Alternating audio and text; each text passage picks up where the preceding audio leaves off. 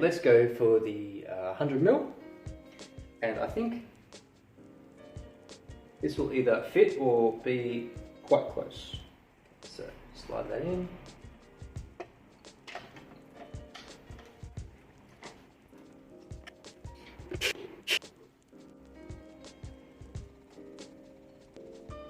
Yeah, so this is going to fit, I think, with one of these extenders. Looks good. Let's try it.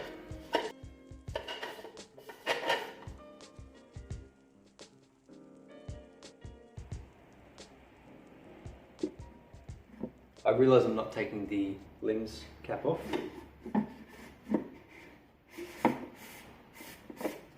We should normally do if you're taking this out of the ocean.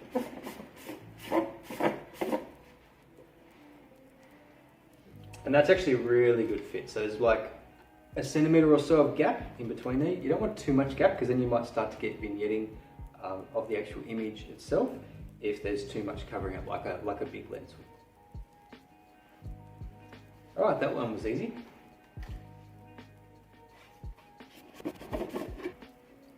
So a positive side effect of having the EF to RF adapter on here is that I can actually access the detach clip on this pretty easily from having the camera inside here. So I think that'll make lens changes a lot easier if I'm in dry conditions to change lens. So let's take the 16 to 35. Take the lens cap off, and here I can just detach it, swap that and get that in.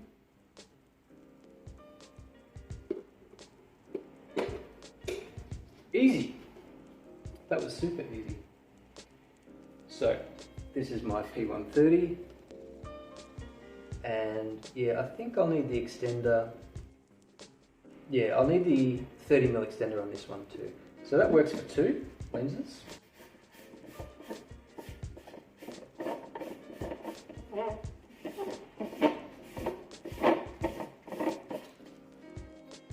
So keep in mind this is a wide angle lens, and typically, I almost forgot, I've got the dome port here.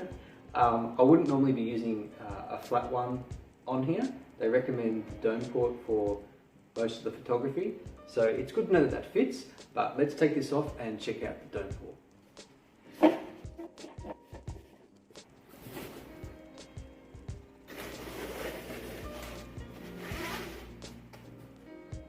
So it does seem like there's a little bit of residue on here to be cleaned off. I'll leave that for now. So as you can see, there's not much depth to the thread, it's just the thread itself. So it's designed to have extenders on there. So with that in mind, I'll take the 70mm extender.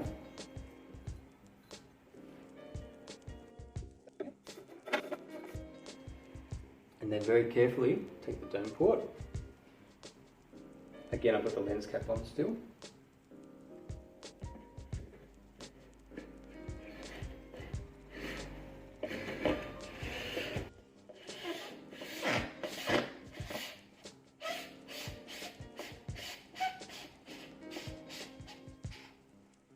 And that looks about right to me. I could try with the 30mm. There is a bit of space in here, but I feel like it'll be a bit close to the edge. Do that tightly.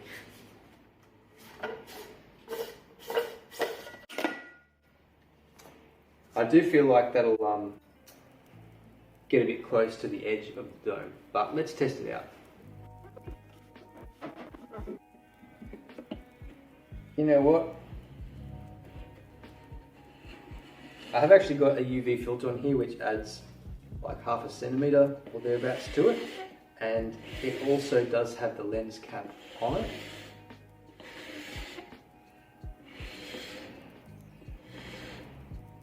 But I'll tell you what, I haven't screwed it up all the way, it's pretty close to the edge of the dome board, so I'm not going to push it.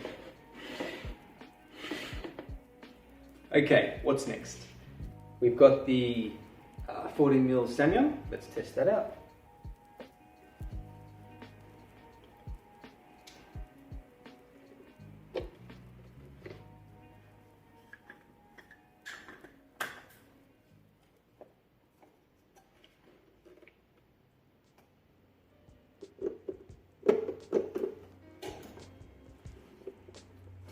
So again, you probably use the dome port on this because it's got a bulbous element and it is a 14mm wide angle.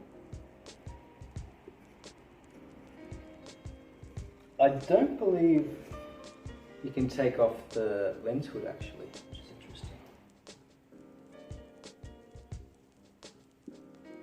That's getting pretty close to the edge of the dome port, so I would recommend at least the 30mm.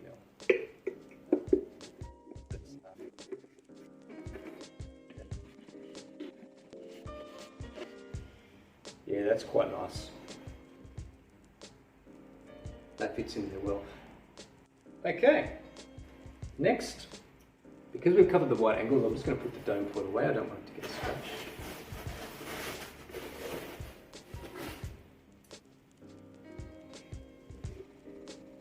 And remember, because this is a manual focus lens, you do have to set the focus ring accurately before you head out, otherwise none of your images will be in focus.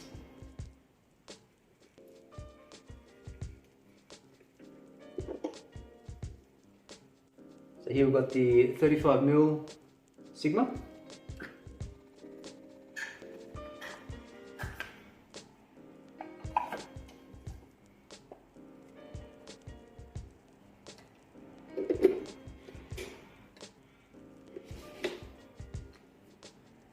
And I think this will go fine with the P130 as is. Yep, that's the easiest one yet. There's about 1 centimetre gap there. Perfect. You could put this in the dome port as well at 35mm.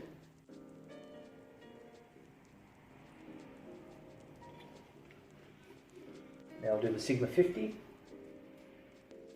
And again,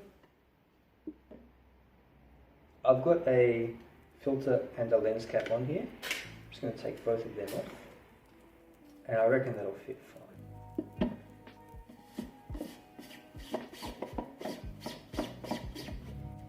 Yep, again about 1 centimetre gap in there.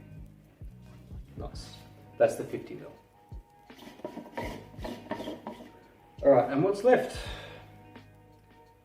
Just the 35 RF 1.8. So now I've got to take off the EF to RF adapter. So I'm going to pull the whole camera out again just to get access to the rear lens release. I do find it a lot easier to release the EF lenses on this. So that might be an advantage. If you've got a lot of EF lenses and you're not looking to switch, then by all means go for this setup. Okay, I did have to take a break for a coffee and I had a massive pain of pins and needles in my feet after sitting like this recording the video.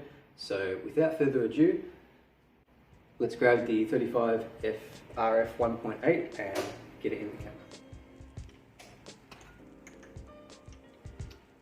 Interesting, so the zoom gear got stuck on the EF to RF adapter coming out.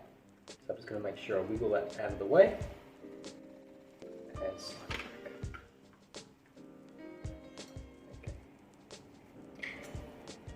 This is probably the smallest lens I have. It's really compact, which makes it great for hiking or if you're traveling internationally and weight is an issue.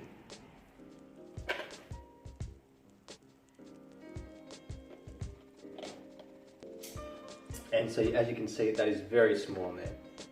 I've even got a filter and a cap on there, but it doesn't make much difference.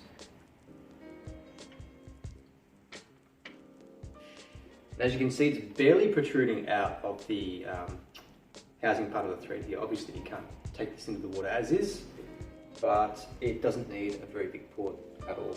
So this is probably way overkill for it.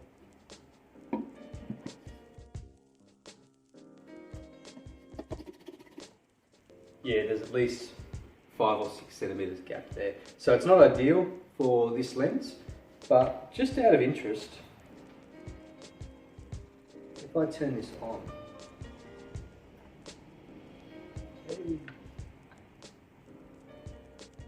I'm at f5.6, so if I go down to f1.8, I'm just trying to see if there's any vignetting because of the gap between the end of the lens and the end of the lens port.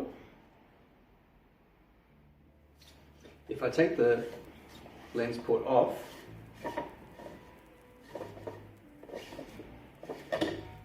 to compare the difference. Yeah, there was a little bit of vignetting. It wasn't too bad, so I reckon you could get away with it in a pinch.